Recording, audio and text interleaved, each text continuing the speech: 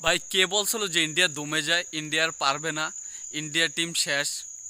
মানে অস্ট্রেলিয়ার সাথে বর্ডার গাভাস্কার ট্রফিটা এখন যা চলছে, মানে ফার্স্ট ম্যাচে যখন ইন্ডিয়া টসে জিতে ব্যাটিং নেয় এবং ব্যাটিং নেওয়ার পর যখন 150 রানে অল আউট হয়ে যায়, তখন কিন্তু সবাই ভাবছিল এই টিম ইন্ডিয়ার আগের টিম ইন্ডিয়া নাই, একদম আগের মতনই, একদম শেষে এসে তীরে এসে তরি ডুবে যাবে। কিন্তু সেই টিম ইন্ডিয়া এইভাবে কামব্যাক করবে কেউ বুঝতে পারেনি।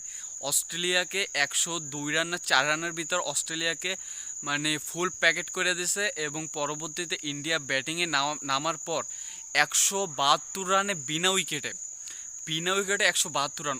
যশস্বী জয়সওয়াল এবং রাহুল যেইভাবে ব্যাটিংটা মানে নিজেদের দায়িত্বটা পালন করতেছে, সেইটা দেখার পর মানে কেউ বলতে পারবে না যে ইন্ডিয়া দমে গেছে, ইন্ডিয়া আর পারবে না। মানে ইন্ডিয়া আমরা বারবার দেখেছি, ইন্ডিয়া যতবারই দমে যায় কিন্তু ততবারই ইন্ডিয়া আবার নতুনভাবে কামব্যাক করবে, এবং ইন্ডিয়া কিন্তু সেইটাই করছে।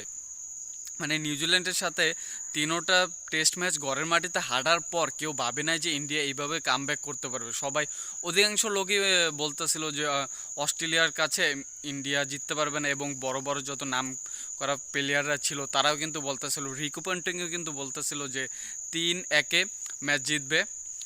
আবার কেউ বলতেছো 3-2, মানে এইভাবে মানে বলা হচ্ছিল। ঠিক আছে যে ইন্ডিয়া পারবে না, কিন্তু ইন্ডিয়ার ব্যাটিং লাইন আপ এবং ইন্ডিয়ার বোলিং লাইন আপ দেখে সবার মুখ এখন বন্ধ হয়ে গেছে। এবং বুমরা যেইভাবে সুন্দরভাবে ক্যাপ্টেন্সি করতেছে, মানে 150 রানে প্যাকেট হওয়ার পরও বুমরা সেই জায়গা থেকে আবার কিন্তু টিমকে তুলে এনেছে, এবং টিমের কনফিডেন্সটাও কিন্তু বাড়িয়ে দিয়েছে। এবং জয়সওয়ালকে আমরা সবাই জানি তিনি কিন্তু খুবই ভালো এবং অসাধারণ একজন ব্যাটসম্যান, সেটা কিন্তু তিনি বারবার নিজেকে প্রমাণ করেন, এবং আজকের ম্যাচটিতেও কিন্তু সেটা প্রমাণ করেছেন। ফার্স্ট দিনটাও যদি আমরা বলি, প্রথম দিনটাও কিন্তু ইন্ডিয়ার খাতায় ছিল এবং দ্বিতীয় দিনটাও কিন্তু ইন্ডিয়ার খাতায় ছিল। মানে এই ম্যাচটাতে দেখা যাচ্ছে যে ইন্ডিয়া একাই আধিপত্য বিস্তার করছে, 200+ রানের লিড হয়ে গেছে, এবং আমার মনে হয় না যে এই ম্যাচটা অস্ট্রেলিয়া জিততে পারবে। ইন্ডিয়া যদি অস্ট্রেলিয়াকে 500+ টার্গেট দিয়ে দিতে পারে, কারণ অলরেডি 200+ টার্গেট হয়ে গিয়েছে এবং হাতে আছে এখনও 10 উইকেট, এবং এই ম্যাচটা অস্ট্রেলিয়ার জেতা মানে প্রায় অসম্ভব আমার মতে। তো দেখা যাক দিন শেষে, ম্যাচ শেষে কি রেজাল্ট আসে, ইন্ডিয়া কি অস্ট্রেলিয়ার সাথে আসলে জিততে পারবে কি না। কারণ অস্ট্রেলিয়ার যে টিম, তাদেরকে ছোটোভাবে দেখা কোনো মতেই ঠিক না। তারা কিন্তু ওই লেভেলের টিম, ইন্ডিয়াকেও আগেও হারিয়েছে। দেখা যাক অস্ট্রেলিয়া কি আবার কামব্যাক করতে পারে কিনা।